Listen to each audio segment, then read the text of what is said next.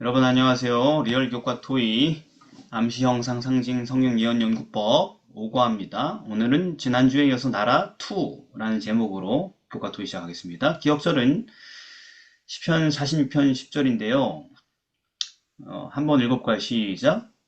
너희는 너희는 가만히 가만히 있어 내가 있어 내가 하나님됨을 하나님됨을 알지어다. 알지어다. 내가 문 내가 나라 문 나라 중에서 높임을 중에서 높임을 받으리라. 받으리라. 내가 내가 세계 세계 중에서 중에서 높임을 높임을 받으리라. 받으리라. 느낌을 받으리라. 네.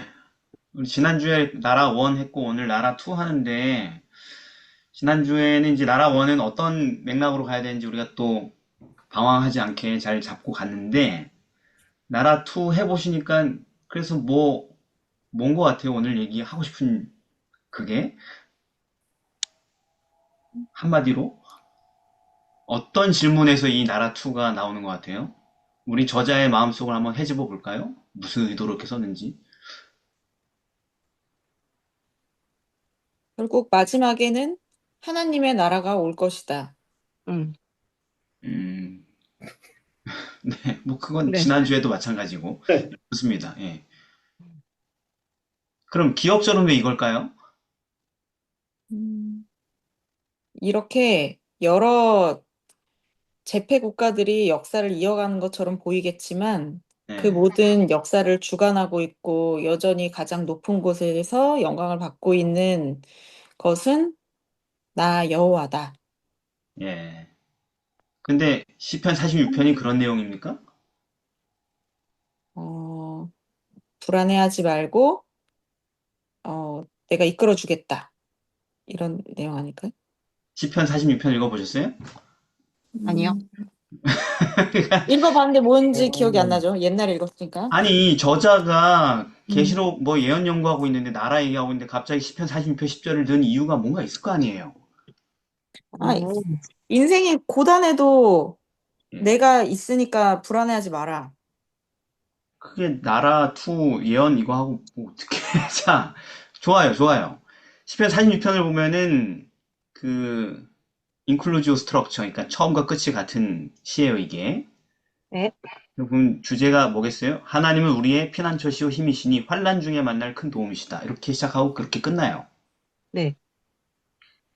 그러니까 근데 환란 내용을 이렇게 보니까 아주 온 세상이 다 뒤집어지고 뭐 세계가 전부 다 음. 무너지고 녹아버리고 막 이런 극한 환란들이 나온단 말이에요. 네. 음. 그런 때에도 두려워하지 말라. 하나님께서 땅을 황무케 하시고 전쟁을 끝내실 건데 그런 엄청난 환란의 시기가 와도 두려워하지 말고 내 안에서 안전하라. 이런 얘기예요. 이 시편은. 이게 네. 그거잖아요. 루터의 내 주는 강한 네. 성이요. 여기서 나왔잖아요. 그죠? 기억나죠? 옛날에? 네. 예, 루터시라 그러잖아요, 이거. 그래서 이게 뭐냐면은요, 왜 이 기억절을 썼냐면, 이 하나님의 백성들은 이 세상 역사가 진행되면 될수록 정말 상상할 수 없는 극한 환란을 오케이. 맞이할 수밖에 없다는 얘기를 하는 거예요, 지금. 그리고 이번 교과 내용이 뭘 얘기하려는 거냐면, 왜냐면 우리가 저번에도 얘기했지만은, 무슨 얘기를 하려고 이런 내용들을 하는 거야? 이걸 모르면 또 우리 헤매게 되니까 숲에서 길을 잃어버리고 아유 이건 참나무네 아유 이건 전나무네 이러면서 나무나 보고 있고 예?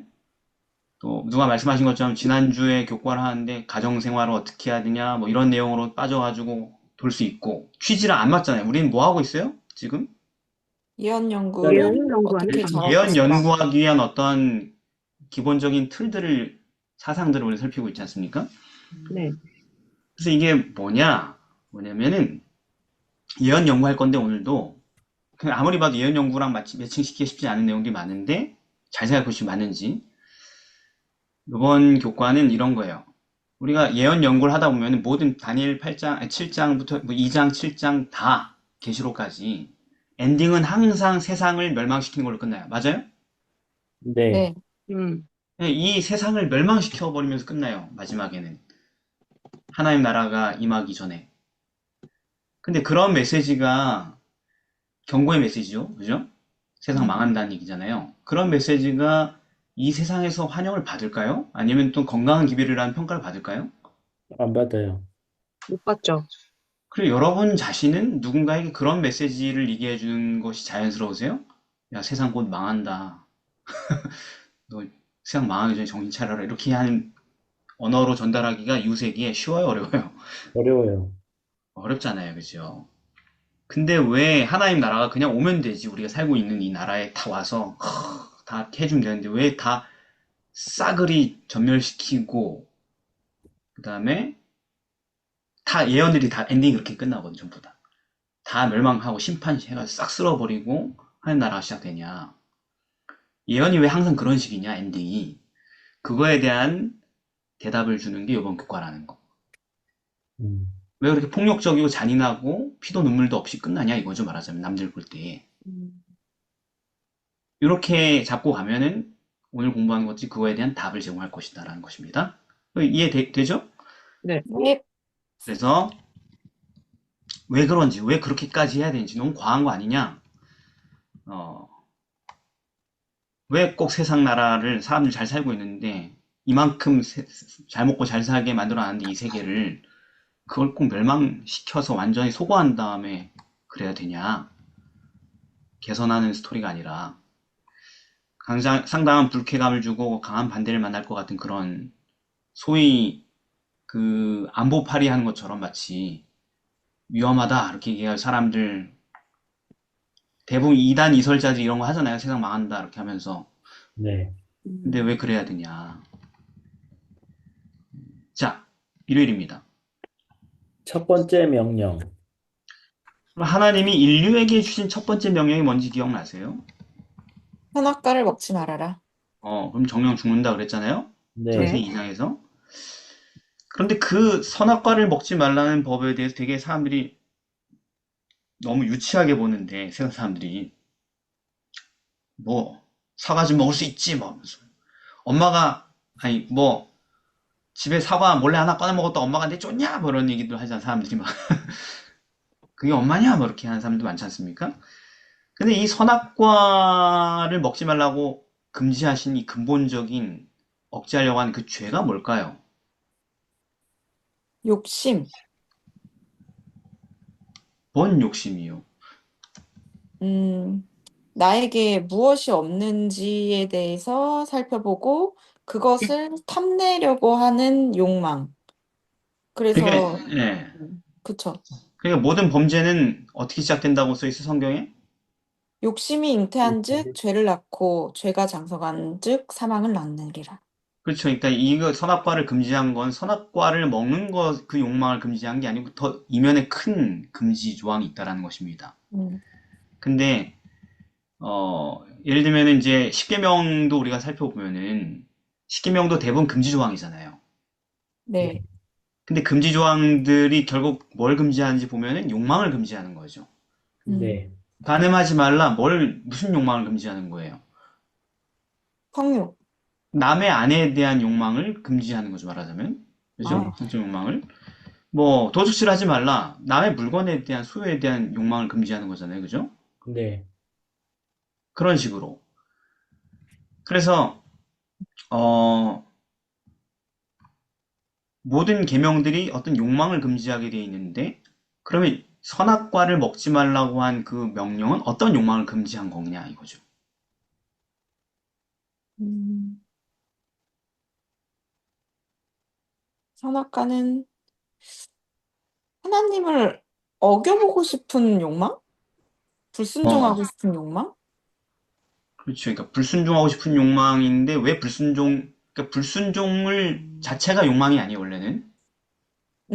그렇죠. 불순종은 죄죠, 그죠? 그 맞나? 죄를 불순종을 야기시키는 욕망이 있다는 것입니다. 그 욕망이 뭐냐면 여기 창세기 3장에 보면은 뱀이 유혹하는 장면, 유혹이라는 건 욕망을 건드는 장면이잖아요. 거기에 나와 있습니다. 어, 야, 안 죽어, 안 죽어.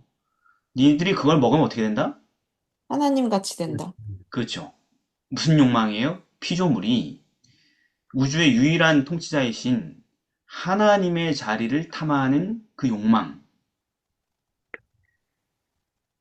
신의 권위를 탐하는 그 욕망을 금지한 게 뭐예요? 그 선악과라는 것입니다. 이해되세요? 이 맥락이? 네. 네. 예. 그래서 이제 그 결과가 어떻게 돼요? 사망. 바로 죽었어요? 아니요. 즉각적 결과가 뭡니까? 양, 하나님을 피하는 거? 하나님을 대적하게 도망가는 되는 거? 그렇죠. 하나님을 피하고 대적하게 됐다는 건 뭐가 변했다는 거예요? 내 포지션이 변한 거죠. 그런 포지션도 괜찮지만은 본성이 변했다는 얘기죠. 음, 그죠? 예. 그 무슨 얘기냐면은 그 불법, 유혹에 굴복해가지고 불법을 저지른 즉각적인 결과는 죽진 않았어요, 바로. 그죠? 음, 음, 숨었죠. 숨었다는 거냐면은 본인이 하나님처럼 될 줄 알았는데 하나님처럼 되지 못했고, 오히려 죄인이 되었다, 이런 얘기죠. 음, 범죄의 즉각적 결과가 뭐다? 죄인이 된 거죠. 타락한 음. 존재가 된 거죠, 본성이. 맞죠? 그런데 이 유혹자였던 뱀이 누구예요? 사단. 예. 근데 얘가 원래 뭐였어요? 천사, 어, 장, 예. 예, 천사장. 아침의 아들 계명성이었죠. 근데 그 천사장이었죠, 말하자면. 네. 죄를 처음으로 시작한 천사장이었는데 천사장이 타락한 원리도 똑같았죠. 동일한 원리였죠. 네. 네. 왜 범죄를 했어요? 하나님처럼 되고 싶어서. 하나님처럼 너무 사랑스러워지고 싶어서요? 하나님, 하나님처럼 너무 자기가, 자비로워지고 싶어서? 하늘에 올라 하나님의 목별 위에 나의 보좌를 높이리라. 그죠. 북극 지폐의 산위에 좌정하리라. 지극히 높으신 자와 비기리라. 이게 다 뭐예요? 하나님의 권위, 하나님의 자리를 탐한 거죠. 네. 그게 죄의 시작이라는 것입니다. 그러니까 선악과도 뭘 금한 거예요?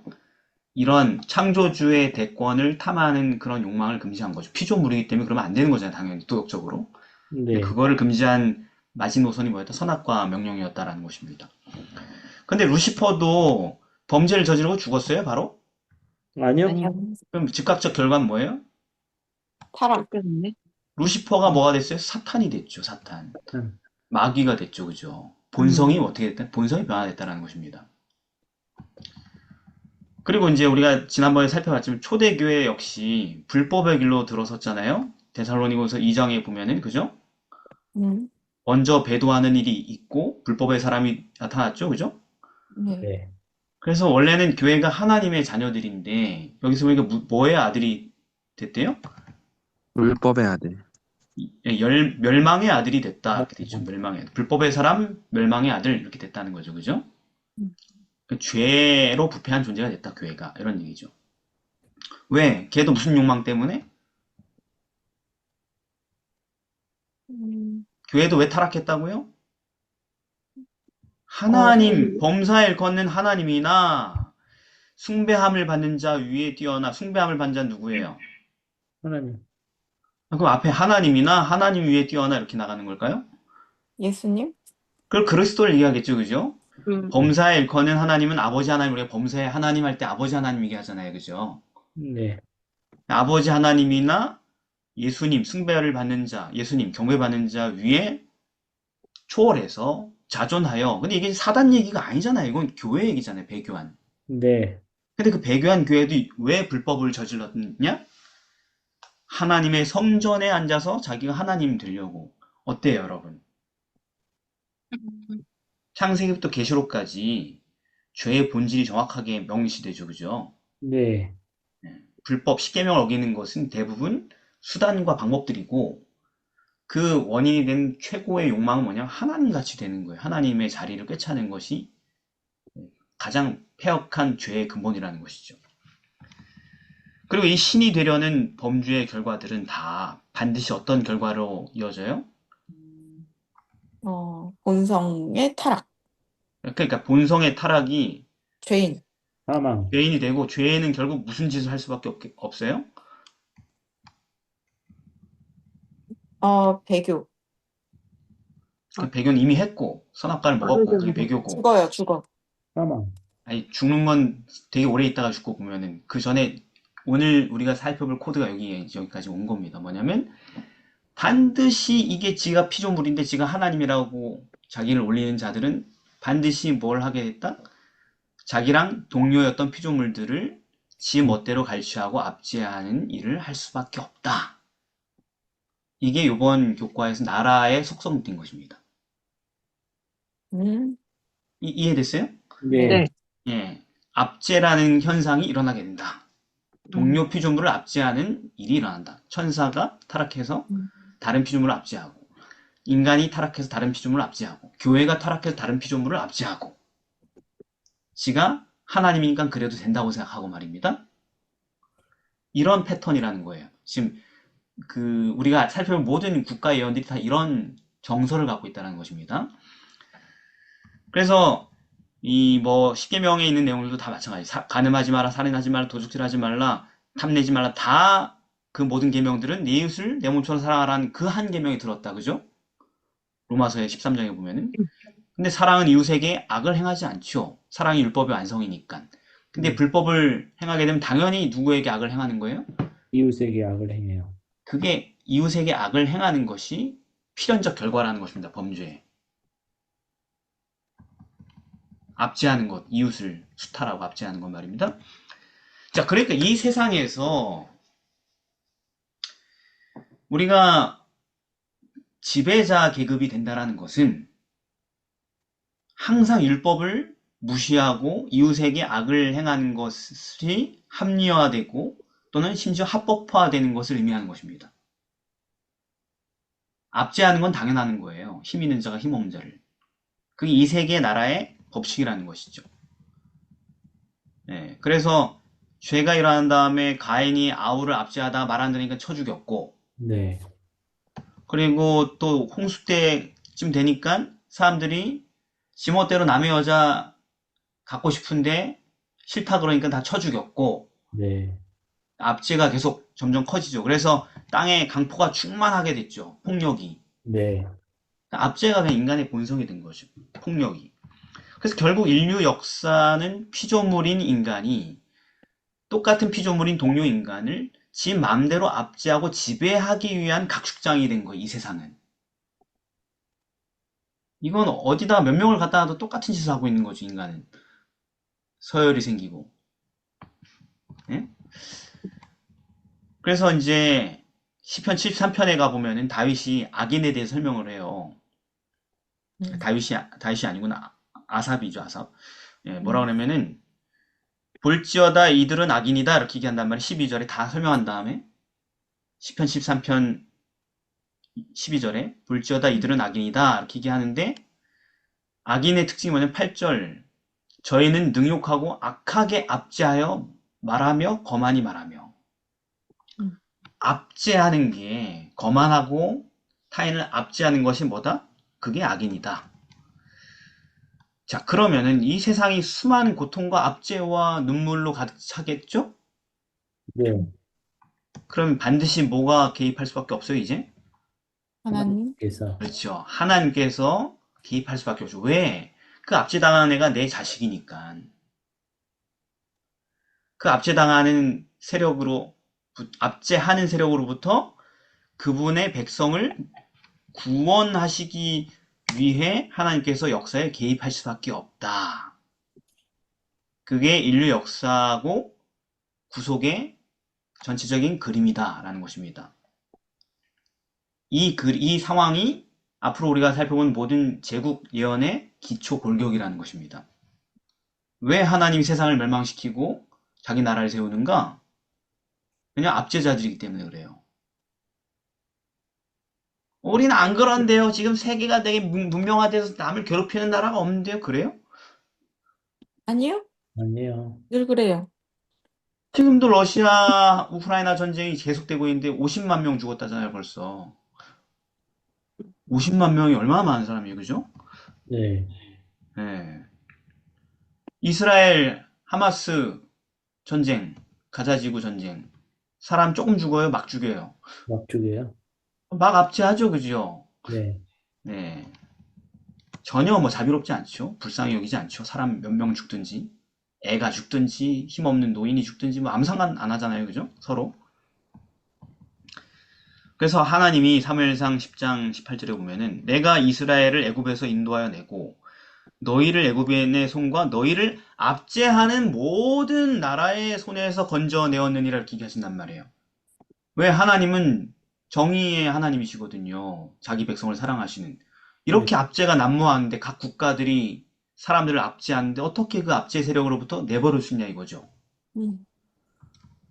자, 그런 맥락이 우리가 살펴본 다니엘 2장, 7장, 뭐 8장, 계시록 수만 예언의 핵심 스토리라는 것입니다. 그러면 이제 이해가 딱 되는 거죠. 왜 이런 식으로 가고 스토리가 왜 마지막에 멸망당하는지 다 이해가 되는 것이죠. 자, 월요일입니다. 다니엘 2장. 자, 그렇게 놓고 보니까 너무 쉽죠? 다니엘 2장. 네. 다니엘 그 2장에 보면 누구의 꿈이에요, 이거는? 느부갓네살. 누가살 왕이 꾼 꿈에 이제 그 신상이 나오는데 그 신상의 나라 특징은 뭐냐면은 금속으로 돼 있는데 그 금속들이 부위별로 다 다르다라는 거였지 않습니까? 네. 네. 근데 그 내용을 보니까 이 신상이 지상 나라들과 세계 역사의 흐름에 대해서 우리에게 보여준 특징이 있어요. 그게 뭡니까, 여러분? 음. 일단 첫 번째 목사님 말씀하신 대로 그게 금속으로 된 신상이고, 근데 그 금속의 가치가 점점 떨어진다. 그래서 그게 어, 어떤 가치냐? 네. 예레미야 6장 28절 그들은 다 심히 패역한 자며 다니며 비방하는 자며 그들은 놋과 철이며 다 사악한 자라 이렇게 나오는데 그 순서대로 보면 그런 영적인 가치가 떨어진다는 걸 그게 한 가지 또 특징입니다. 아, 한 가지 특징 아, 그것만 되면 됩니다. 다른 것까지는 필요 없고. 근데 네. 뭐 또 있나요? 예, 다른 뭐가 또, 성경적 다른 성경, 예. 그러니까 무슨 얘기냐면 지금 거의 요약을 완벽하게 잘 했죠. 왜냐면 순서가 어떻게 돼? 금, 은, 은, 음, 동, 노, 쇠, 철, 음. 흙. 음, 흙도 나오죠? 그, 음. 예. 그러니까 이렇게 진행돼요. 인류 음, 역사 이렇게 금, 은, 동, 철, 흙 이렇게 진행된다고. 이게 인간의 역사예요. 그러면 이것만 딱 봐도 그냥 뭐 복잡하게 해석하지 않아도 이게 다 굉장한 제국들인데 인간이 이 세상에 세운 모든 대제국들은 역사가 점점점 미래로 진행될수록 점점 강해지는 것처럼 보이긴 하잖아요. 왜 뭐가 강해져요? 강도는 강해지잖아요. 그죠? 네. 네. 제가 안 해봤는데 금은 깨물면 찌그러진다면서요. 깨물어 본 사람 금. 아유, 다 가난하구나. 금도 못 만져봤구나, 다들. 금 못 만져봤어요? 만져봤는데 이로 깨물어 본 적이 없네. 깨물어 본 적이 없네. 근데 항상 사람들이 이 금인지 아닌지 확인하기 위해서 어떻게 해요? 영화 같은 데서 보면은? 깨물어. 음. 깨우더라고요. 깨물어 보죠. 깨물어서 이렇게 잘 음, 들어가면 금이구나, 이렇게 하잖아요. 그죠? 왜? 강도가 약하니까. 그래서 무기를 금으로 만드는 사람 아무도 없잖아요. 그죠? 도금은 할 수 있어도. 네. 장식을, 그죠? 칼날이 금으로 돼 있어. 그럼 전투력이 세요, 약해요? 뭐라고 칼이 금이라고요? 그럼 칼날이, 검이 24K 순금으로 돼 있는 그 칼이면은 잘 싸울 수 있어요? 아니요. 아니요. 아니야. 제가 갖고 있는 칼로 한 대만 내리치면 반동강 날걸요? 제 거는 강철로 돼 있는 검이라서. 자, 그래서, 강해지는 것처럼 보이지만, 우리가 볼 때 인간이 점점 문명이 발달하고 되게 강대해지는 것처럼 보이잖아요. 그죠? 네. 네. 근데 결국 엔딩은 뭐가 섞이기 시작해요? 흙, 예, 결국은 흙으로 돌아가 사라지는 게 인류 역사라는 거예요. 강해지는 것처럼 보이지만. 그리고 심지어 그 강해지는 것처럼 보이는 과정조차도 우리 사모님이 이미 얘기하신 것처럼 그 금속의 가치가 점점 하락되고 있는 인류 역사는 쇠락의 과정이다. 우리 옛날보다 되게 우월한 것 같지만 사실은 되게 더 못난 인생을 살고 있다. 어떻게 보면. 왜? 그 가치가 뭐라고요? 아까? 도덕성이니까. 여기서 얘기하는 가치는 영적, 도덕적 가치를 하나님께서 지금 매기신 거예요. 그걸 어떻게 알 수 있어요? 금은 동철이. 아까 지금 그 사모님이 언급한 건 노트하고 철이 나오죠. 예. 그 몇 장 몇 절이라고요? 예레미야 6장 28절이었고요. 예레미야 6장 28절 보면은 그들은 놋과 철이며 다 사악한 자다. 도덕적 가치를 놋과 철, 값어치가 없는 금속에 딱 정확하게 비유하고 있죠. 그럼 금과 은은 뭐예요, 그럼? 여기 23장에 음, 보면 예, 그 가치가 이제 어떤 도덕적 영적 가치가 높은 걸 표현했는데 그가 나를 예. 단련하신 후에는 내가 정금같이 나오리라라고 예. 나오시죠. 그리고 욥기 28장 15절은 정금으로도 바꿀 수 없고 은을 달아도 값을 당치 못하리니, 그러니까 가치가 되게 높은 금속들이다. 순서대로 하면 금, 은, 금, 은, 노, 철 다 나왔네요. 영적 가치가 그죠? 네. 내가 정금같이 나오는 게 내가 금덩어리가 돼서 나온다는 얘기가 아니잖아요. 네. 또는 일확천금한다는 얘기가 아니고 내 품성이 굉장히 아름다운 품성이 될 거라 이런 얘기죠. 심지어 그 다니엘서만 봐도 알 수 있어요. 다니엘서에 보면은 느부갓네살 왕도 뭘 받아요? 연단을 받죠. 네. 그리고 참된 하나님의 자녀로 거듭나게 되죠.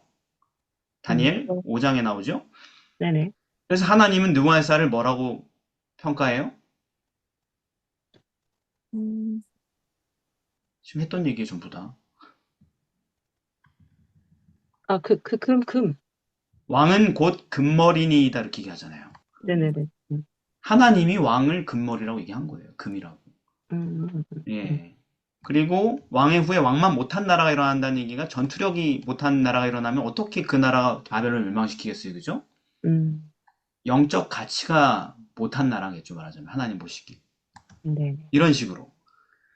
그래서 자, 이게 우리가 정리하자면은 결국 사람이 통치하고 발전시켜 나가고 지배하는 이 세상 나라들은 시간이 흐를수록 압제와 불행만 계속 증가할 뿐 결코 인류는 끝에 이르러서 행복한 미래를 볼 수가 없다.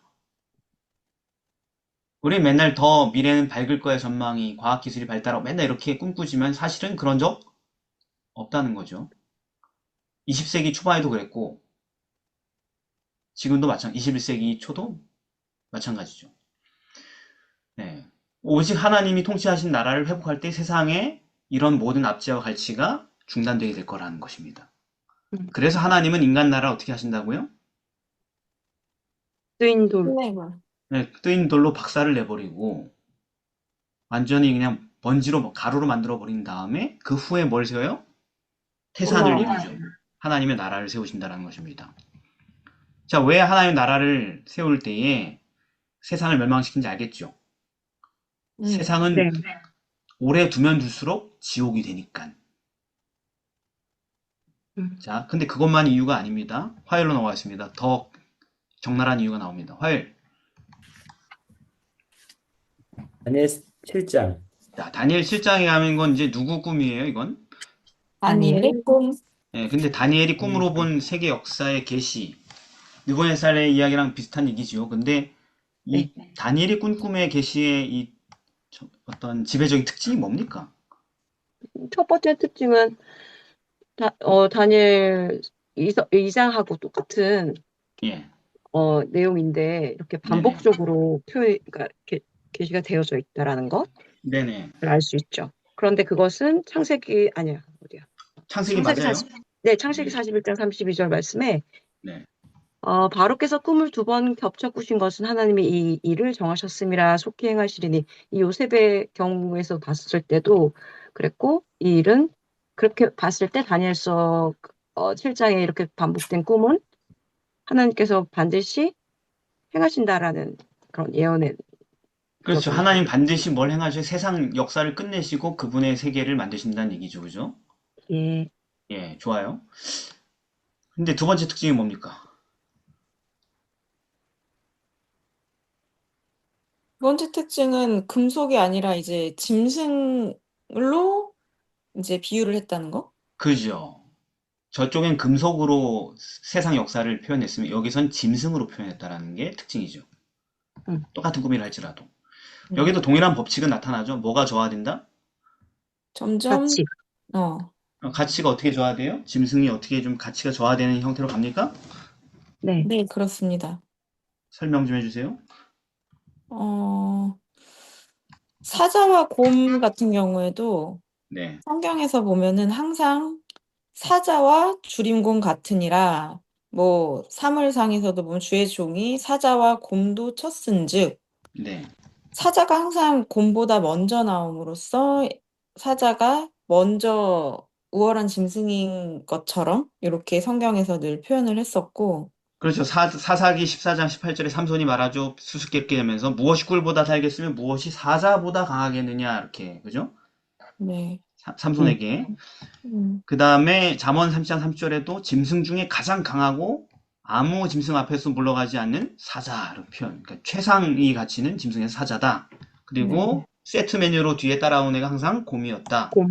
네. 네. 그런데 또 이다의 성도 그리고 뭐라 그랬어 또? 그리고 표범? 음.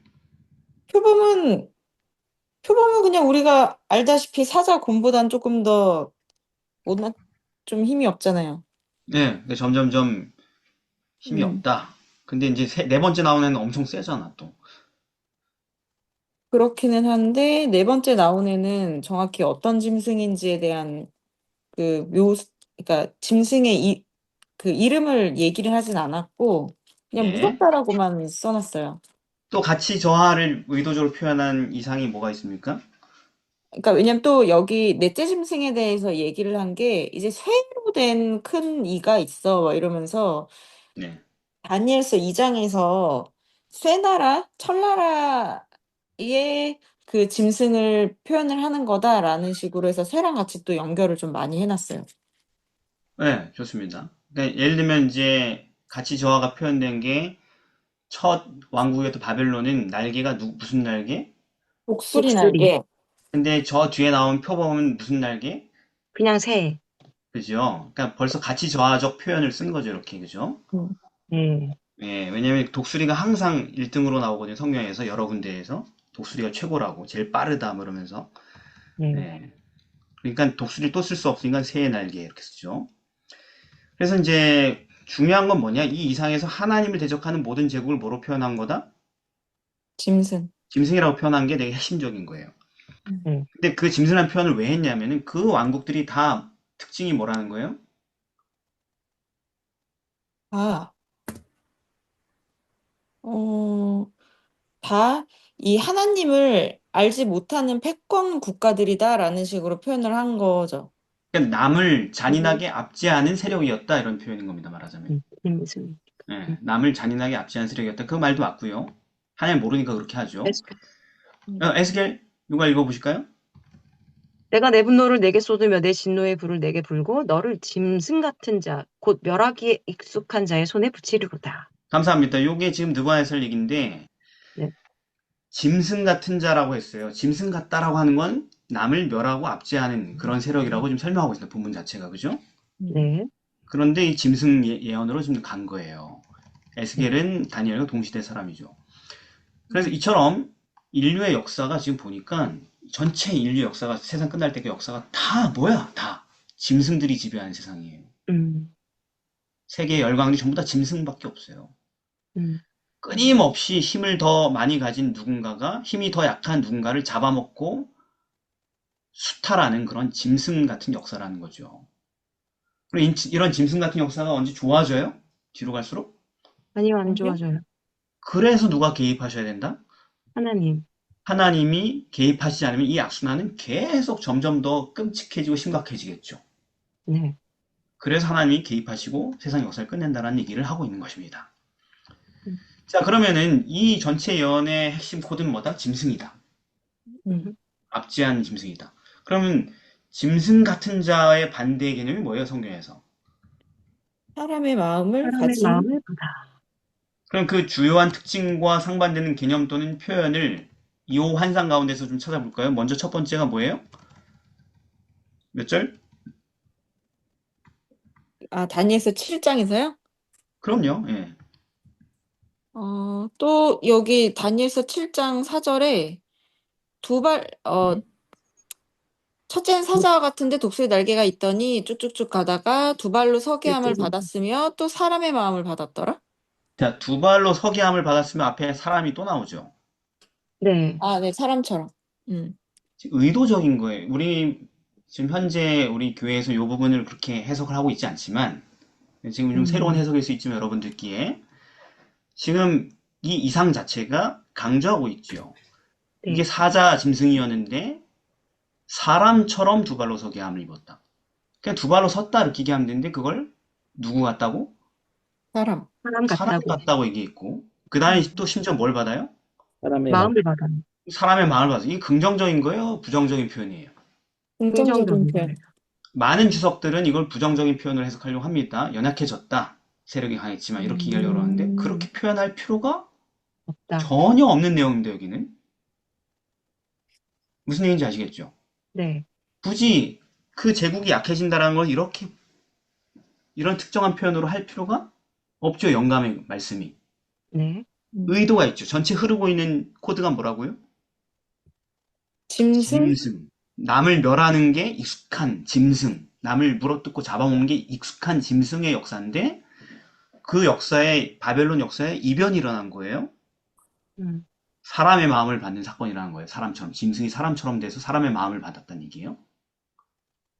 그럼 이건 흔히 예언에서 얘기한 것처럼 되게 강한 세력이었는데 약해졌는데 이런 걸 표현하기 이렇게 복잡한 표현을 쓸 필요가 없겠죠. 네. 이거는 의도가 있는 표현이죠. 영감적인. 그런데 이거를 우리가 이렇게 우리 추론대로 해석할 필요가 없어요. 그냥 성경에 너무 풍부한 음. 설명이 있으니까. 어디요? 다니엘 4장 15절에서 16절 말씀. 그죠. 다니엘 4장에 가면은 누구 이야기가 나와요? 느부갓네살. 느부갓네살 왕의 회심 이야기가 수록돼 있죠. 굉장히 자세하게. 네. 근데 거기에 그 표현들을 보면은 이게 왜 나온 표현인지 알 수 있습니다. 느부갓네살은 원래 아까 얘기한 짐승 같은 자, 멸하기 익숙한 자였죠. 바벨론 왕을 얘기하는 거거든요. 그러니까 짐승의 마음을 가진 자였죠. 근데 그런 사람이 결국 다니엘과 여러 동료들의 선교와 모범을 통하여서 마침내 어떻게 돼요? 사람의 마음을 갖게 돼요. 변화되는 이야기가 다니엘 5장이지 않습니까? 네. 4장인가? 네, 4장이죠. 네, 사장. 사장 끝. 그래서 이거는 느부갓네살 왕의 회심과 긴밀하게 연결된 표현을 그대로 가져온 거예요. 자, 그런지 안 그런지 확인해 보겠습니다. 왜냐면 새로운 해석이니까. 네.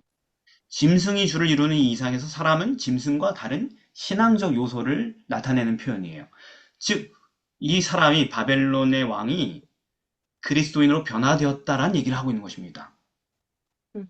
남을 압제하던 짐승 같은 인간이 하나님을 섬기고 동료 인간을 존중하는 그리스도인으로 하나님의 백성으로 변화됐다는 얘기를 지금 말하고 있는 거예요. 근데 그 얘기가 그냥 엉뚱한 얘기 아니라 이미 앞에 있었던 얘기다. 그래서 그 다니엘 4장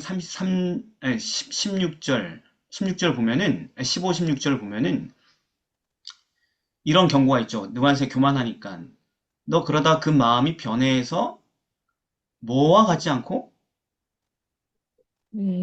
인생의 마음 같지 아니하고. 인생의 마음이 사람의 마음이죠. 아까 나왔던 사람의 마음이죠. 뒤에 네. 똑같은 표현이죠. 마음이 변하여 사람의 마음 같지 않고 무슨 마음을 받아요?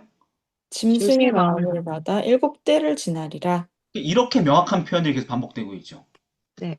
음, 그래서 그 말을 무시하고 있다가 결국은 진짜 그 저주가 임하죠. 7년 동안. 음, 그리고 나중에 이제 회개하고 하나님을 우러러 보게 됐죠. 네. 네. 그러니까 34절에 뭐라고 써 있습니까? 나 느부갓네살이 하늘을 우러러 보았더니 안트로포스라는 말이 여기서 나오지. 인간이라는. 음, 그죠? 내 총명이 다시 내게 돌아왔다. 내 총명이 내게 돌아왔다. 총명이 뭐야? 아까 앞에서. 인생의 마음. 인생의 마음. 예, 사람의 마음을 다시 되찾게 되었다. 짐승이 되었다가. 이렇게 얘기하죠. 음. 그러니까 다니엘 7장에는 사람의 마음을 받아서 사자가 이 얘기랑 무관하다고 주장할 수 있어요?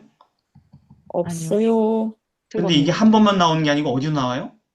5장에 또 나와요. 다니엘 5장 벨사살 이야기에도 나오죠. 21절 누가 읽어볼까요? 인생 중에서 쫓겨나서 그 마음이 들짐승의 마음과 같았고 짐승의 마음 또 나왔고 그 다음에 또 들나귀와 함께 거하며 또 소처럼 풀을 먹으며 그 몸이 하늘 이슬에 젖었으며 지극히 높으신 하나님이 인간 나라를 다스리시며 자기의 뜻대로 누구든지 그 위에 세우시는 줄을 알기까지 이르게 되었었나이다. 이게 뭐예요? 사람의 마음을 되찾은 이야기죠. 네. 근데 사람의 마음을 되찾은 이야기를 다니엘이 벨사살 왕한테 할아버지 때 얘기를 하면서 사람의 마음을 가진 사람은 어떤 관점을 갖고 있냐면 이 지구 역사, 세계 역사에 대해서 어떤 관점을 갖고 있어요? 하나님이 인간 나라를 다스린다라는 것을 비로소 깨달았다는 거예요. 우리 인간이 인간을 다스리는 게 아니고 하나님만 다스린다는 걸 깨달았다는 거예요. 그분만이 절대자라는 것을. 그게 사람의 마음은 하나님 백성의 세계관이에요. 세계관. 이게 하나님 백성의 세계관이라고요.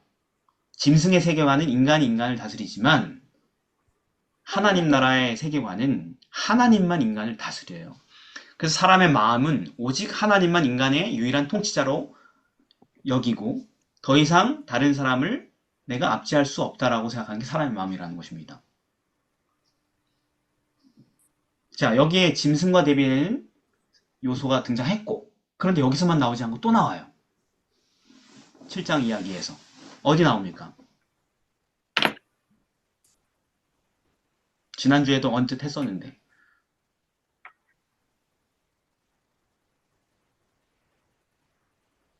못 찾으세요? 여러분, 작은 뿔이요, 작은 뿔. 사람만 찾으면 돼요. 읽어볼까요? 그 작은 뿔에는 사람의 눈 같은 눈이 있고 또 입이 있어 큰 말을 하였다. 여기 또 라고 나와요. 말씀. 그러니까 네. 사람의 요소가 등장할 때 짐승과 항상 대비되는 거거든요. 여기서 그죠? 네네. 사람 하면 하나님 백성의 특징을 얘기하는 겁니다. 짐승은 음. 하나님 백성이 아닌 자의 특징이고. 그런데 희한하게 작은 뿔은 나쁜 놈들이잖아요. 그죠? 네. 딱 읽어봐도. 음. 근데 새 뿔을 확 뽑아버리고 등장한 나쁜 작은 뿔이 누구의 형상을 일부 띠고 있다? 사람이요? 인간의 형상을 일부 띠고 있다. 눈 같은 눈, 사람의 눈 같은 눈. 그러니까 사람의 눈도 아니고 사람의 눈 같은 눈인가 비슷하게 생겼다는 얘기죠. 네. 그러니까 앞서 사람의 마음을 받은 사자와 연관해 볼 때 이것은 마음은 못 받았고 겉모습만 비슷하다는 얘기죠. 그러니까 그 집단이 작은 뿔이라는 그 나라인지 세력인지 뭔지 모를 그 집단이 음. 마치 하나님의 백성과 같은 형태를 띠고 있다는 얘기죠. 이 표현, 네. 사람의 눈을 음. 같은 눈이 있다는 표현이 연결되죠, 그죠? 네. 그런데 그 모습과는 달리 말하는 거는 큰 말을 한다는 거 보니까 마음은 누구의 마음인 거예요? 짐승. 짐승의 마음. 여전히 짐승의 마음일 뿐이며 여전히 압제자의 세력이었다. 사람의 마음이 없는. 겉모양은 교회지만 속은 완전히 세상 열강들과 똑같은 권력에 미친 자들이었다. 그게 뭐다? 교황권이었다라는 것이죠. 네. 이런 유사한 표현이 계시록에도 나오죠. 뒤에 나오지만 미국 계시록 13장 11절 땅에서 새로운 짐승이 올라왔는데 새끼 양 같은 두 뿔이 있고 용처럼 말하더라. 새끼 양 같은 두 뿔이 있고가 사람의 눈 같은 눈이 있고랑 똑같은 표현이죠. 새끼 네. 양도 누구의 모습을 보여주는 거? 그리스도를 닮은 모습을 보여주는 거잖아요. 그죠? 네. 하나님 백성 같이 생겼지만은 말하는 걸 보니 짐승처럼 말하는 건 똑같은 원리죠. 네. 그래서 작은 뿔이 자기가 자라날 때 크게 교회면은 평화롭게 자라나고 온 세상에 행복해야 되는데 굳이 새 뿌리까지 뽑혀버렸다는 것은 뭐냐면 그 교회가 자기들의 교리를 인정하지 않는 다른 나라들을 힘으로 굴복시켜버렸다 이런 얘기죠. 그래서 실제로 새 뿔을 뽑은 그 역사를 해보면 삼위일체 교리 논쟁에 의해서 이어진 전쟁이었던 거죠. 네. 네. 아니 근데 새 뿔은 예수님이 하나님이라는 걸 안 믿는 교리를 갖고 있었던 거예요. 아리우스주의라고. 네. 그러면 누가 옳아요? 교리적으로. 우리가 볼 때. 교리적으로 교황권이 맞죠. 맞지. 그러면은 얘네들은 그게 아주 그냥 대단한 역사적 자부심이겠죠. 그죠? 우리가 기독교 역사의 최초의 가장 중요한 교리를 확립하고 지켜냈다고. 그죠? 네. 아무리 바른 교리 편에 잠깐 섰다 할지라도 뭐가 글러먹었어요? 방법이 틀림없어. 남을 힘으로 굴복시키고 압제하고 자기들의 입장을 강요하는 것은 막이나 하는 짓이다 라는 것입니다. 그러니까 우리가 재림교회가 가지고 있는 기별이 옳아요? 틀려요? 오라예요. 그래봤자 소용없다. 그 올바른 말을 어떤 식으로 사람들에게 전하는가에 우리가 하나님 백성인지 아닌지가 결판이 난다는 것이죠. 그래서 요 작은 뿔은 하나님 백성의 모습은 그럴듯하게 띄고 있지만 얼마나 압제적이고 얼마나 짐승과 같습니까? 그죠? 맞아요. 지난번에도 얘기했지만 다니엘 7장을 해석한 바울의 글을 보면 데살로니가 후서에 보면은 얘네들이 배도했다. 그러니까 배교한 교회다라고 아예 정체성을 까발리죠. 그죠? 자, 그래서 하나님께서 역사에 개입할 수밖에 없다. 이게 점점 가면 갈수록 압제가 심해지기 때문에 역사가. 우리는 더 좋아질 것 같은데 좋아질 것 같은 것은 여러분들이 너무 낙천적이라서 그런 거고, 세계 역사를 바라볼 때. 네. 그리고 지금 현재 삶에 굉장히 만족한다는 얘기고, 그건. 자, 근데 이제 요 다니엘서 끝나고 나면 이게 해피엔딩이에요? 배드엔딩이에요? 새드엔딩이에요? 새드 엔딩. 근데 되게 다니엘이 기분이 좋아요? 나빠요? 끝날 때 보니까. 해피엔딩인데 기분이 안 좋아. 왜 근심하죠. 이렇게 근심이 많아? 이 사람, 믿음 좋은 사람이? 그 다니엘의 근심이 원인이 된 게 이 작은 뿔이고, 그 넷째 짐승과 관련해서 그 네, 하나님의 심판을 더 알기를 원했는데, 그러니까 네, 이런 계시를 다 보고 나니까 네, 다니엘은 포로 신분이었는데, 그러니까 그가 원했던 건 하나님의 백성들이 하루라도 빨리 독립국가를 회복하는 것이었는데, 그러니까 즉 그 말은 하나님의 나라가 속히 회복될 줄 알았는데, 예. 이게 이 세상 역사가 끝날 때까지 하나님의 백성들이 핍박을 받는다니, 이런. 그래서 그렇죠. 근심을 한 겁니다. 그렇죠. 맞습니다. 그러니까 세상이 끝날 때까지 다니엘은 맨날 하나님 나라의 회복을 위해서 기도하고 있었는데 포로로 잡혀와서 평생을. 그런 날이 안 오고 아, 네. 계속 세상 끝날 때까지 수천 년 동안 하나님 백성들이 세계 열강의 압제 아래에서 고통할 것이다. 요거 고민이었고 네. 또 뭐가 고민이냐면 좀 살펴보면 알겠지만은 세상이 끝이 가까울수록 박해가 계속 더 심해질 것을 보면서 또 마음이 아팠고 또 뭐가 더 마음이 아팠냐면은 심지어 세상 끝에 갈수록 그렇게 하나님 백성을 가장 심하게 핍박하는 세력이 그게 또 하나님 백성이라는 것이 더 마음이 아팠죠. 어, 어, 교회잖아, 그게. 그죠? 아, 세상 나라도 아니고 우상숭배 나라도 아니고 교회가 그렇게 한다니까. 얼마나 참 음, 고통스럽고 심란했겠습니까? 상상도 할 수 없는 음. 내용이죠, 이 사람으로선. 자, 그래서 이제 수열로 가겠습니다. 그 다음에 어떻게 되는지. 땅과 바다 사이에서 그래서 이제 계시록으로 연결해 봐야 되는데 다니엘서는 바벨론부터 세상 끝까지. 계시록은 언제부터? 요한의 시대부터 세상 끝까지. 그러니까 그게 언제예요? 다니엘로 봤을 때는 다니엘로 넷째 봤을 때는 넷째 넷째 짐승의 짐승. 시대부터 세상 끝까지 이렇게 겹치죠, 그죠? 네. 근데 이 예언, 다니엘서의 예언이 계시록의 예언과 어떤 식으로 딱 완전히 딱 완벽하게 딱 연결이 됩니까? 뭘로 어느 코드로 연결을 해버려요? 뿔 코드. 불 코드도 짐, 좋은데 짐승?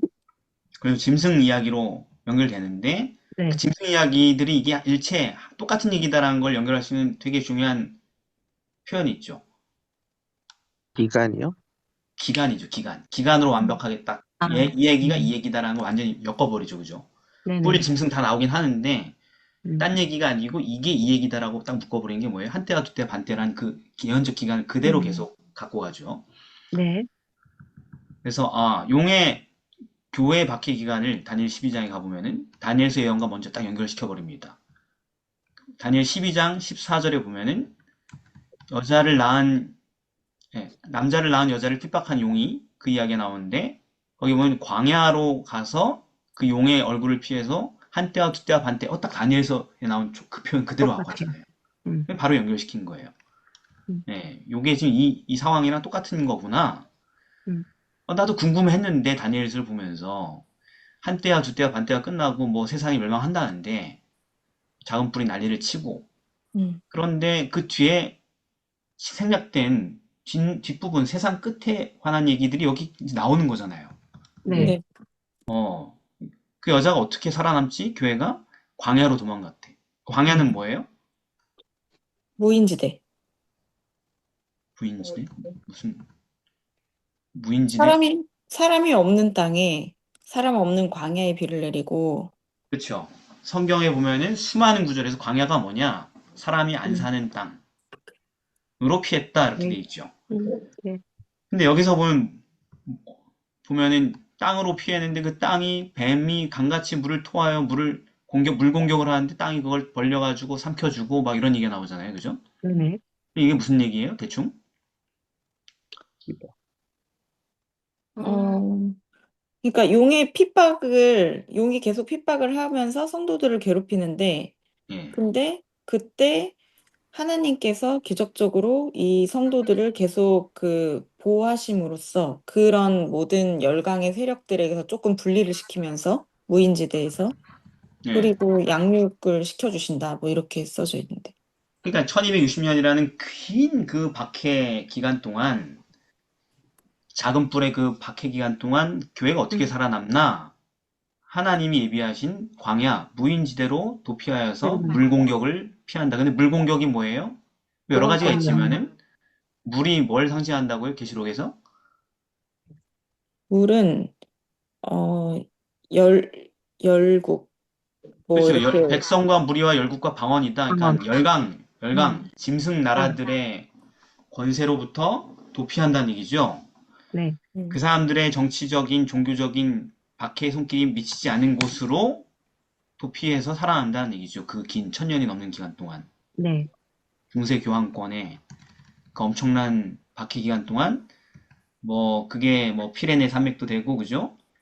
음, 네, 깊은 땅 지하로 들어가는 사람도 있고, 뭐, 이렇게 막 아프리카로 도망가기도 하고, 뭐, 이렇게 해서, 그리고 최종적으로 맨 뒤에는 어디를 발견해요? 미국. 신대륙을 발견하죠. 그죠? 종교적 네. 박해를 피할 수 있는. 그렇게 살아난다는 얘기죠. 음. 그런데, 자, 여기서 이제 질문입니다. 잘 살아남았어. 한때와 두때 반때를. 그런데 왜 그 17절에 보면은 다시 위기가 고조되죠. 끝난 게 아니고. 네. 네. 근데 이제 용이 마지막으로 이제 하나님의 계명을 지키는 하나님 백성들을 죽이려고 싸우려고 선 장소가 어디예요? 전장이? 바다 모래 위. 바다 모래 위.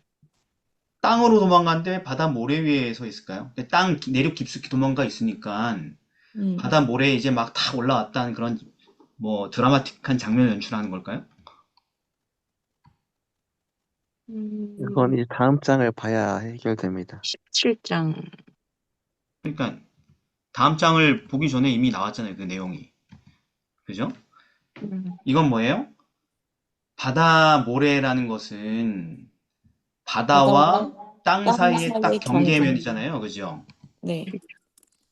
분명히 바다가 위험해가지고 땅으로 피했는데 바다 모래 위에 내몰려서 지금 마지막 공격을 받고 있다는 얘기는 그건 뭘 전제하는 거예요, 이제?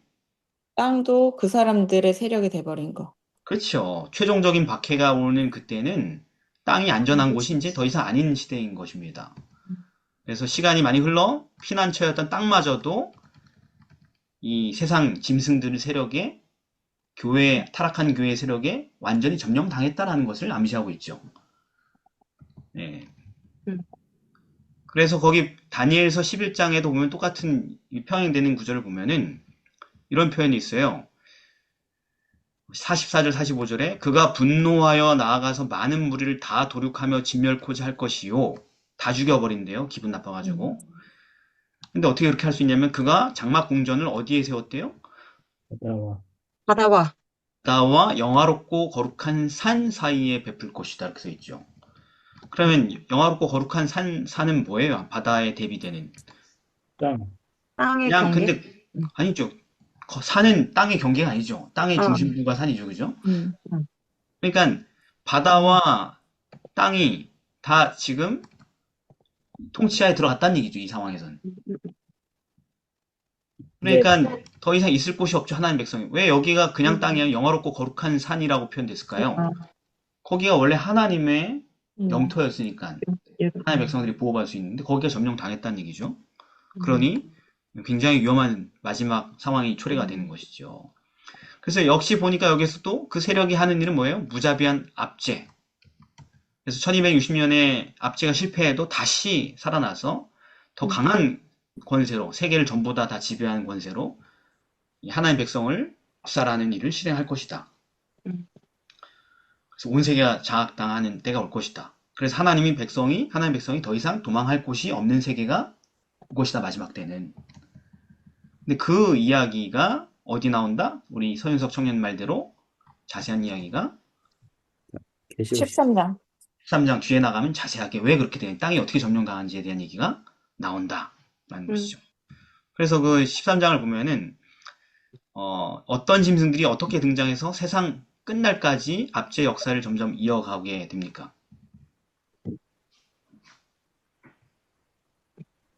처음에는 바다에서 올라온 짐승, 네. 용이 짐승에게 권세를 줬던 그 교환권 이야기가 나오는 거고, 이게 교환권인 건 어떻게 알아요?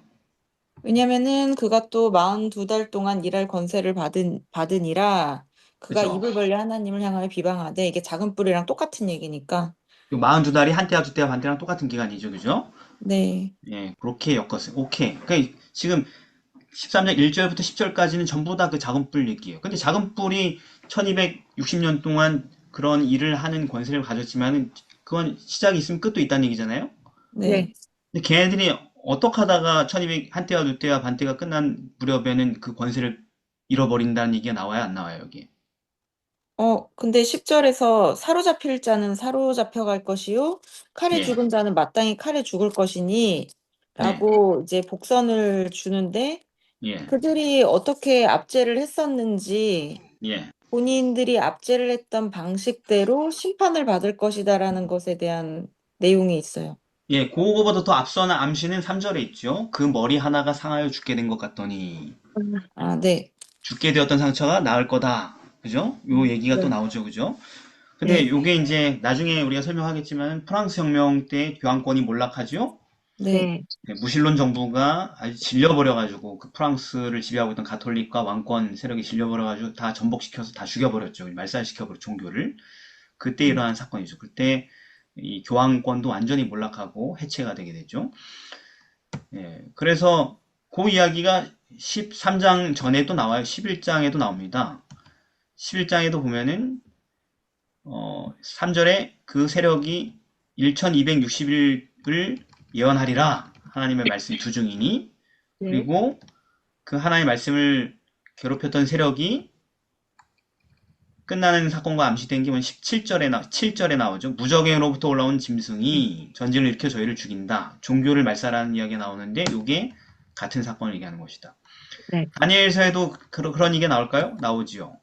다니엘서 11장 40절에 보면은 마지막 때에 남방왕이 그를 찌르리니 북방왕을 찌른다는 얘기가 나오는데 그 얘기가 다 같은 얘기입니다. 네. 한때와 두때와 반때가 끝날 때 일어난 사건을 얘기하는 겁니다.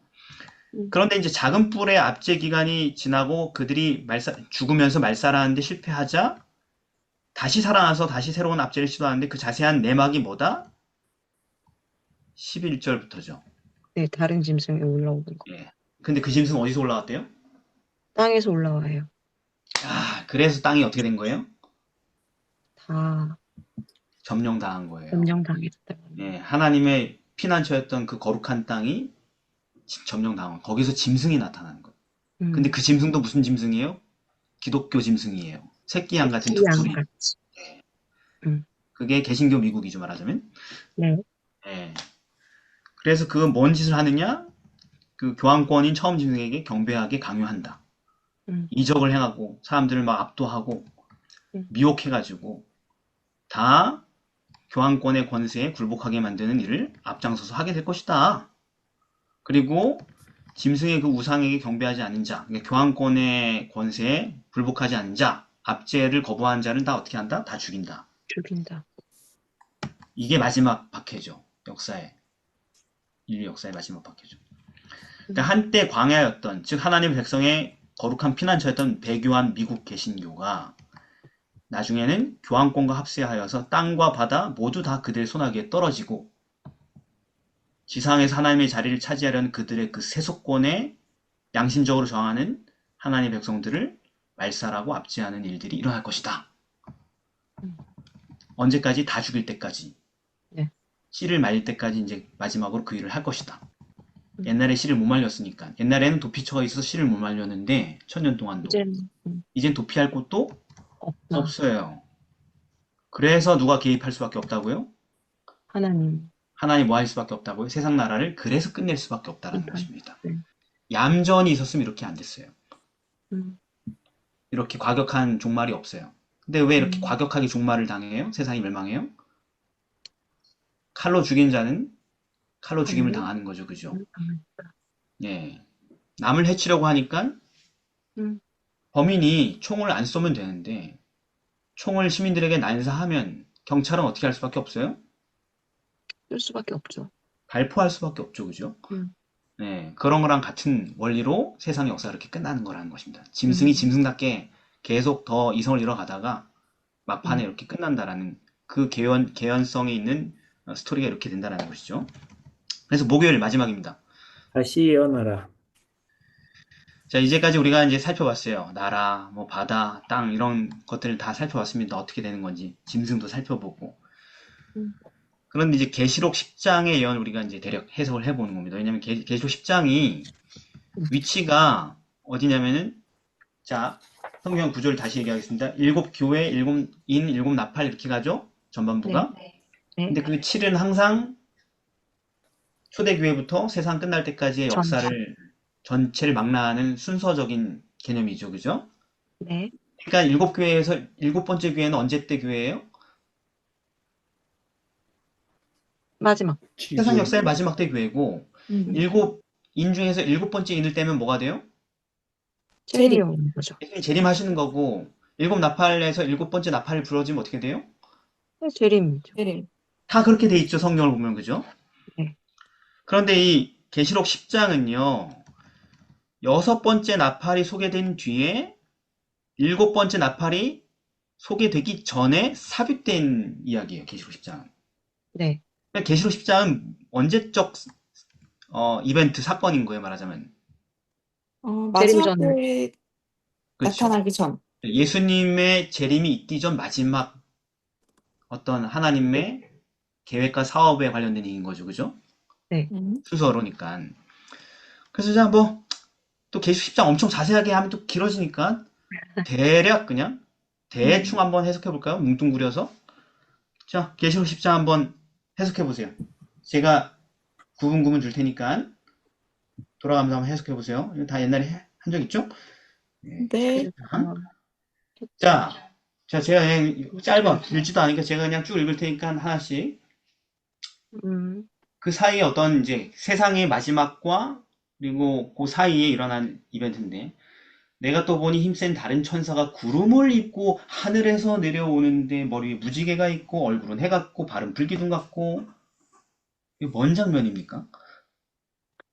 마치 모양은 예수님께서 재림을 하고 있는 그런 모습인데, 왜 예수님이에요 이게?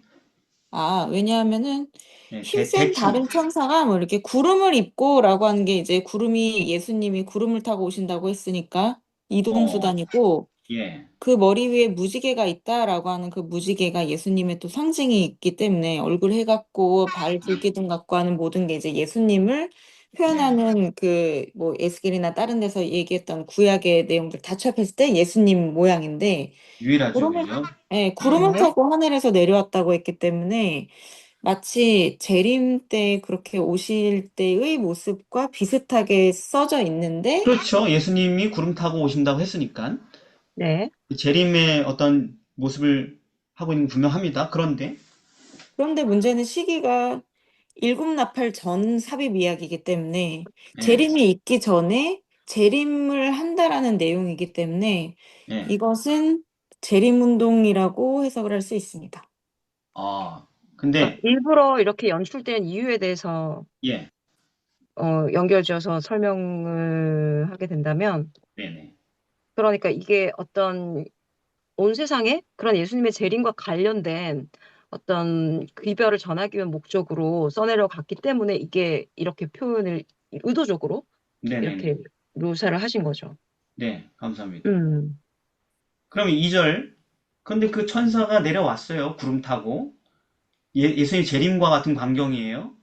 근데 뭘 하나 봤더니만 세상 나라를 다 뒤엎고 멸망시키고 이 짐승 같은 역사를 끝내고 이렇게 할 줄 알았는데 그러지 않고 뭘 해요? 손에 펼쳐져 있는 책 하나를 들고 오른발은 바다를 왼발은 땅을 밟았대요. 그리고 사자가 울부짖는 것처럼 큰 소리로 외쳤대요. 네. 외치니까 일곱 우레가 그 소리를 발했대요. 이게 뭔 얘기예요?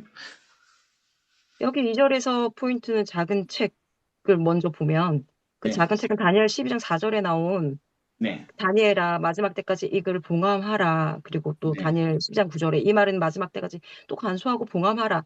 또 예, 13절에 또 마지막까지 또 기다려라는 말은 그렇게 다니엘서는 이런 마지막 때까지 봉인이 풀리지 않는다는 얘기가 이렇게 그렇게 삼중적으로 되어 있는데 예, 예. 지금 보는 위치는 마지막 때예요. 그런데 네네. 이 마지막 때에 결국은 어, 많은 사람들이 빨리 왕래하고 또 지식이 더할 거고 그리고 지혜 있는 자가 깨달을 것인데 그 마침내 그 책이 이제는 풀렸다라는 그래서 표노인 작은 책이 그래서 표노인 작은 책이 되었다. 봉하마라하고 반대적인 반대 표현이죠. 표현. 요건 네네네. 다니엘서의 예언이 봉함된 부분이 이제 풀리는 어떻게? 거랑 관련됐고, 네. 예. 그런데 오른발은 바다, 왼발은 땅을 밟았다는 건 뭘? 이거는 제가 다른 분 얘기. 예, 다른 분이 온 얘기하시면 됩니다. 세상을 다, 온 세상을 다 점령했다. 예, 서훈 온 세상, 땅바다 뭐 다 온 세상 맞는데, 지금까지 우리가 연구한 땅바다랑 연결시켜서 더. 악인과 그 악인이 차지했던 모든 것을 다 했다는 거죠. 그렇죠. 다다. 그러니까 무슨 얘기냐면은, 그 거짓 하나님의 백성, 그 세력이 점령한 점령지를 전부 다 짓밟고, 그죠? 네. 그냥 그거는 미국 대륙도 포함될 것이고, 땅이니까, 그죠? 음. 바다니까 어디도 포함돼요? 열국, 그러니까 그게 어느 전부 다. 지역이에요? 교환권? 유럽 지역이죠, 말하자면. 그죠? 시중에 예, 예. 유럽과, 그다음 미국과 이런 각 처, 그죠? 거짓 교회들이 점령해버린 마지막 때, 그 각 처에서 소리를 질렀대. 큰 소리를 외쳤대. 책을 펴들고. 음. 사자처럼 부르짖는 게 뭐예요, 도대체?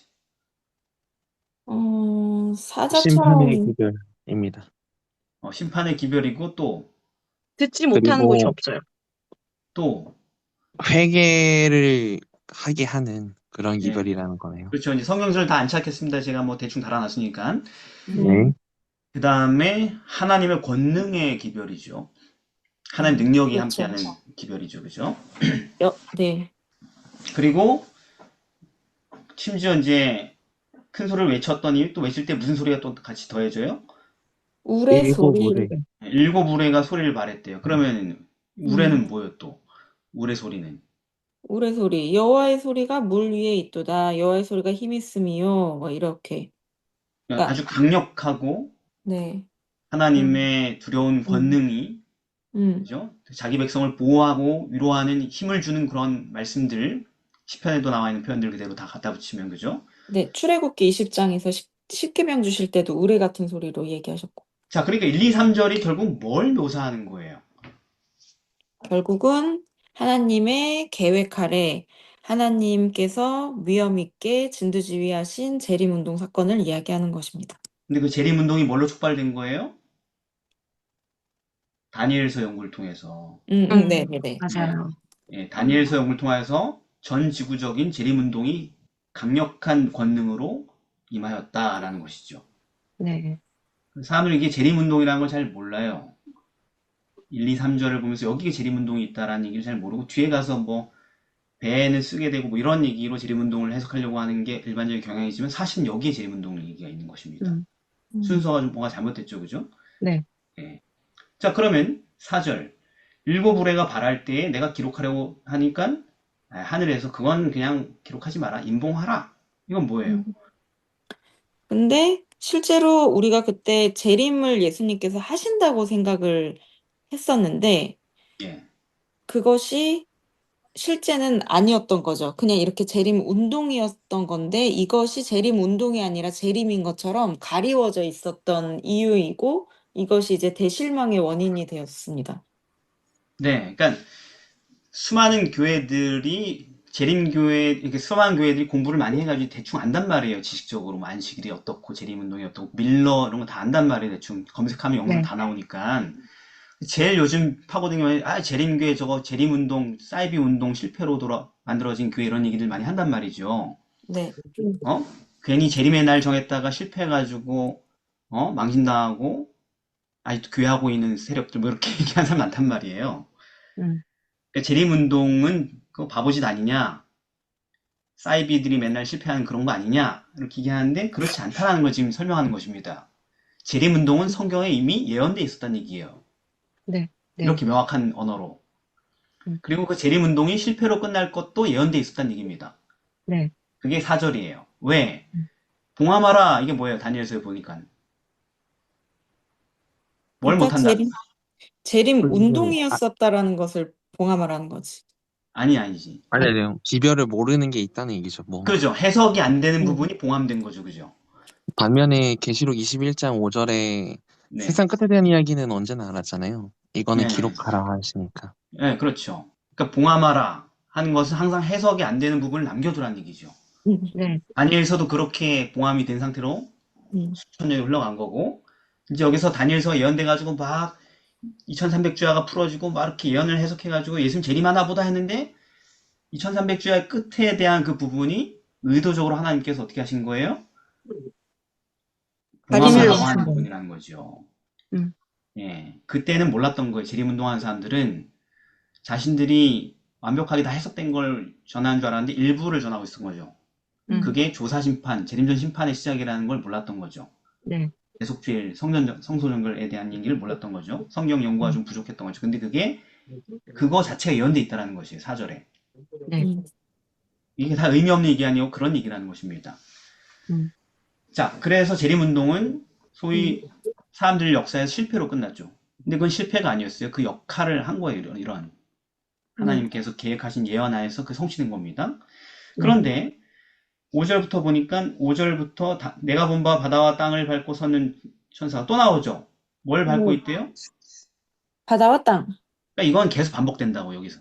음. 우리가 지금 계속 땅 바다 얘기를 했는데 계속 반복된다고. 땅과 바다를 밟고 있다고. 그 천사가 다니엘서 12장에 나오는 것처럼 맹세를 하죠. 하늘을 향하여서. 네. 근데 좀 차이가 있는 거 뭐냐? 한쪽에 책을 이제 펼놓인 책을 들고 있어가지고 한 손만 드는 거. 다니엘서는 두 손 다 드는데. 다니엘서에서 영생하시는 이에게 맹세했는데 여기서는 창조주에게 맹세를 하죠. 설명 안 하겠으면 다 의미가 있으니까 이렇게 다 변한 거고. 그래서 뭐라 그러냐면은 이제는 지체하지 않는다. 마지막 때가 이제 시작됐다. 하면서 지체치 아니하리니 하니까 이제 뭐예요? 그게 한때와 두때와 반때도 지나갔고 다니엘서 맨 마지막에 나와 있는 2300주야도 지나갔다. 그러니 이제 진짜 마지막 때가 됐다. 재림하실 수 있는. 그러니 이제 잠깐 후에 뭐가 소리를 내요? 일곱째 천사가 나팔을 분다. 그러면은 모든 그 성경의 예언들이 예언하고 있는 세상의 종말과 예수님의 재림이 이루어진다는 얘기를 하죠. 그죠? 네. 그 다음에 이제 우리가 중요한 게 뭐냐면 그런 시대에 우리가 살고 있는 거예요. 그러니까 위기가 더, 압제가 더 파괴적으로 급증할 수 있는 시대에 지금 우리가 직면해 있는데 지금 내가 느낄 때 안 그런 것처럼 보이지만 현재 예. 그래서 우리의 사명이 이제 나옵니다. 그 후에 재림운동이 실패로 끝나고 새로운 세상이 열리면서 8절부터 하늘에서 내게 들리던 음성이 내게 말하여 가로되 야 가서 또 나와. 뭐가 또 나와요? 바다와 땅을 밟고 서는 천사. 바다와 땅을 밟고 있는 천사의 손에 펴놓인 책을 가지라. 우리는 그냥 펴놓인 책을 맨날 가지라 그러잖아요. 다니엘서 예언 연구. 네. 근데 그냥 다니엘서 예언 연구가 아니고 어떤 펴놓인 책이에요? 여기 보니까 바다와 땅을 밟고 서는 천사의 손에 펴놓인 책이에요, 여러분. 무슨 얘기인지 아시겠어요? 네. 무슨 얘기냐면요, 재림운동으로 해석된 그 기별을 그대로 폐기하는 게 아니고 실패했으니까 재림운동 때 세상에 전파된 그 기별들을 그대로 연결해서 그대로 가지고 기별을 계속 연속적으로 전한다라는 거예요. 그때 전했던 기별에 더 얹어서 그때 해석되지 않았던 부분을 더 해석해서 아까 인봉하고 기록하지 말라고 한 그 부분이 추가되어서 아시겠죠? 네네. 근데 그렇게 하려면 어떻게 해야 돼요? 아니 그 사람들도 몰랐는데 그렇게 평생 연구한 사람들도 모르는데 우리가 가만히 있으면 알아요? 아니요. 인봉된 부분을? 이제 어떻게 해야 돼요 우리가? 적극적으로 연구하고 갖다 먹어버려야죠. 갖다 먹어버려야죠. 이게 재림교회인의 어떤 삶의 정체성 중에 하나인 거죠. 재림교회는 뭐 하는 사람들이다? 예언서를 갖다 먹어버리는 사람들. 다니엘 계시록의 미해석된 부분들을 갖다 먹어버리는 사람들이 재림성도다. 잘 먹고 계십니까? 네.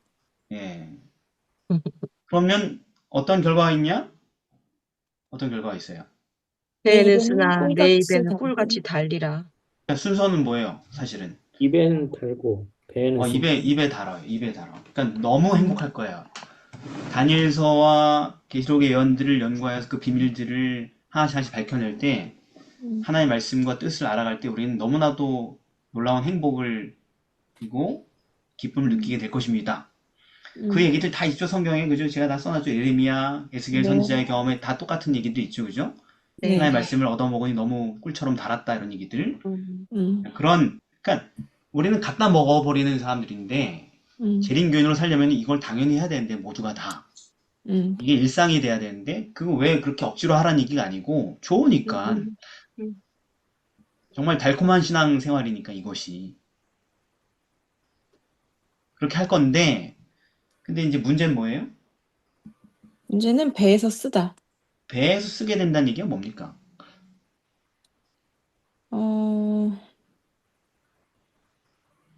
그러나 이것을 우리가 나눌 때 네. 나누면서 뭐 예레미야나 다른 에스겔이나 다른 선지자들의 경험 그리고 또 이때 우리 선배들 경험처럼 핍박을 굉장히 받아들이는 사람들의 어떤 태도나 이런 것들, 우리가 받는 대접이 무시와 뭐 치욕 이런 거 당연히 디폴트로 가져가는 삶이고, 그러면서 그런 십자가를 지는 어떤 경험을 예수님처럼 또 하게 되는 거니까, 그러니까 너무 쓰다고 해서 이제 좀 놀라지 말라고, 네. 떠나지 그러니까 말라고.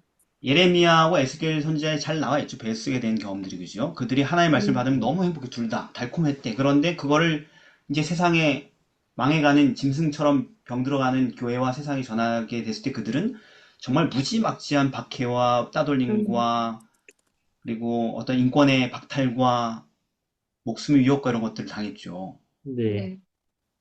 그게 배에 쓰게 된다는 얘기예요.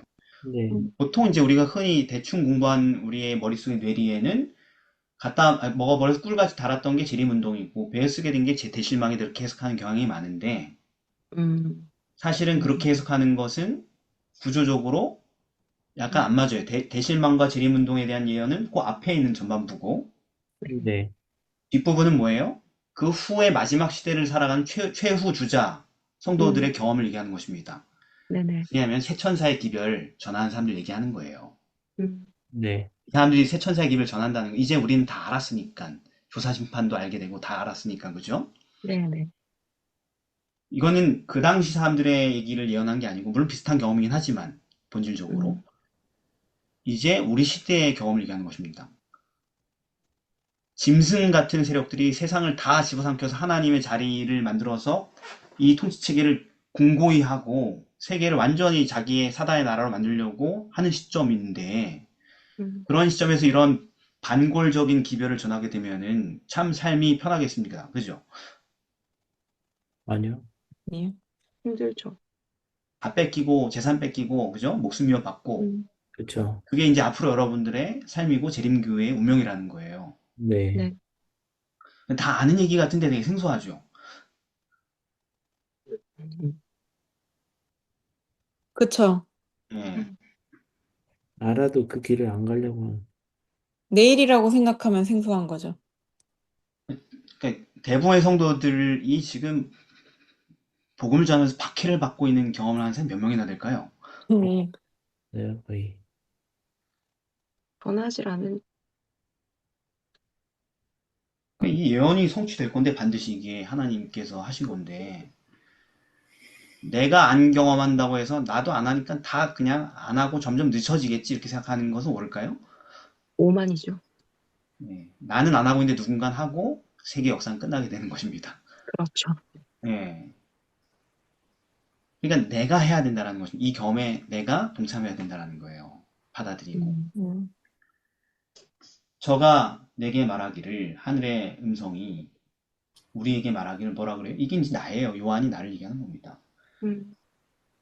너는 많은 백성과 나라와 방언과 임금에게 이게 다 무슨 세력이에요? 짐승의 세력. 짐승세력. 짐승에게 지배당하고 짐승에게 압제받는 그 영역에 있는 사람들에게 그냥 예언하는 게 아니고 어떻게 예언해야 된대요? 다시. 왜 다시일까요? 뭐 우리 흔히 그냥 대실망했지만은 다시 수정해서 이런 얘기를 하는데 그 의미일까요? 다시 예언한다는 얘기가? 음, 그런 의미가 아닙니다.